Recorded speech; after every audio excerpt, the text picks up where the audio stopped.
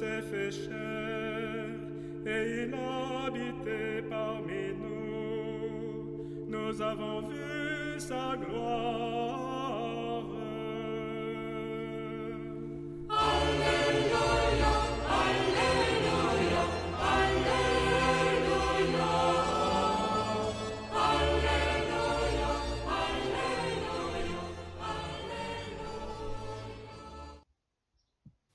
Mercredi 29 avril 2020 de la 3e semaine du temps pascal.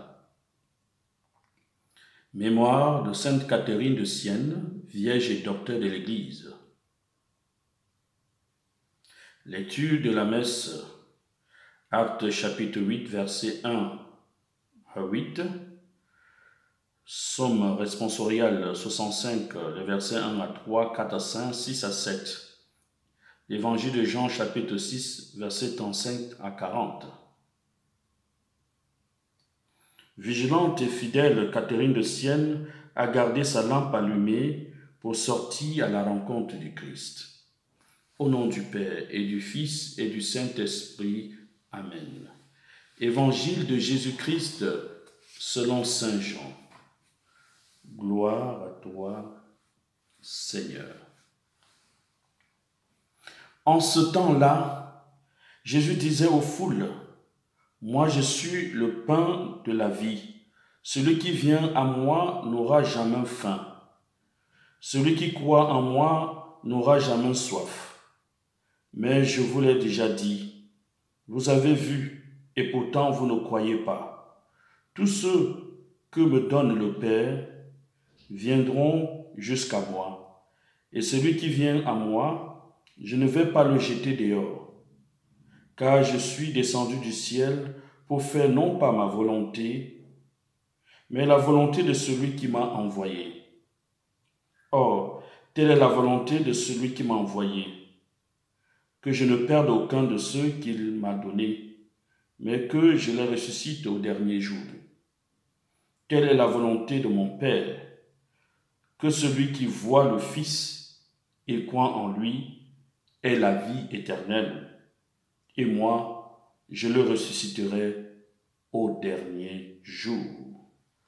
Acclamons la parole de Dieu, louange à toi, Seigneur Jésus. Mes frères, mes sœurs, chers fidèles du Christ, l'évangile de ce jour est la suite du discours de Jésus sur le pain de la vie. Dans le passage que nous venons d'entendre, Jésus se présente comme le pain de la vie, la parole de la vie qui nourrit celui qui vient, ou mieux celui qui croit en lui. Oui, il s'agit de la foi en la personne de Jésus qui nous ouvre à la vie éternelle. Celui qui voit le Fils et croit en lui a la vie éternelle.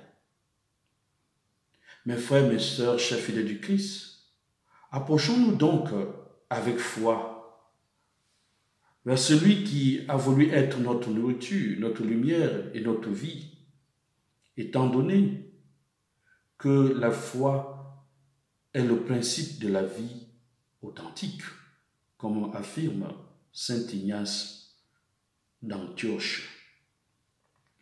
La volonté de Dieu est simple. Il veut que les hommes aient la vie éternelle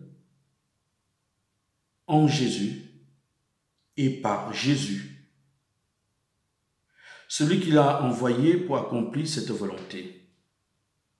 Donc Jésus vient du Père, il va au Père, mène au Père. Et la nécessité de la foi est donc voulue par le Père. Et notre vie sur la terre est une préparation à cette vie éternelle. Signalons que Jésus ne rejette pas ceux qui croient en lui, ni aujourd'hui, ni au dernier jour. En cela, il réalise le dessein d'amour du Père.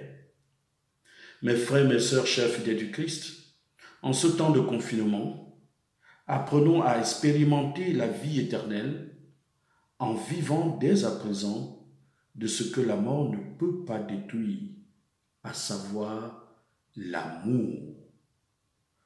Puisse Jésus nous donner le désir d'allumer la lumière de l'amour dans le cœur de chacun de nos sœurs, de nos frères. Que Sainte Catherine de Sienne intercède pour nous. Amen.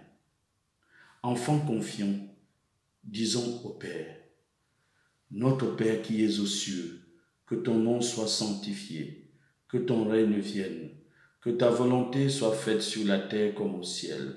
Donne-nous aujourd'hui notre pain de ce jour, pardonne-nous nos offenses, comme nous pardonnons aussi à ceux qui nous ont offensés, et ne nous laisse pas entrer en tentation, mais délivre-nous du mal. Car c'est à toi qu'appartiennent le règne, la puissance et la gloire pour les siècles des siècles. Amen. Prions. Seigneur, tu as enflammé de ton amour Sainte Catherine de Sienne, en lui faisant contempler la passion de Jésus et en l'appelant à servir l'Église. Par son intercession, accorde à ton peuple d'être uni au mystère du Christ pour exulter dans la découverte de sa gloire. Par Jésus le Christ, notre Seigneur. Amen.